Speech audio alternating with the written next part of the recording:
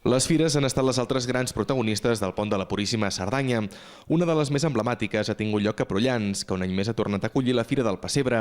Tot plegat s'ha complementat amb la 9a representació del Pessebre Vivent, que ha comptat amb una gran afluència de visitants.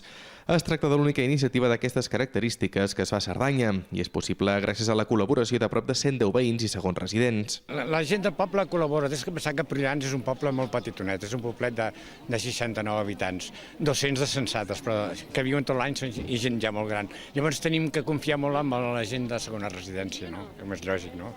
Que col·laboren desinteressadament, però la mar de bé. D'altra banda, el Poliesportiu de Bellver ha acollit aquests dies una nova edició de la Fira Pirineu Esport i Natura, on el material d'esquí de segona mà ha estat el gran protagonista.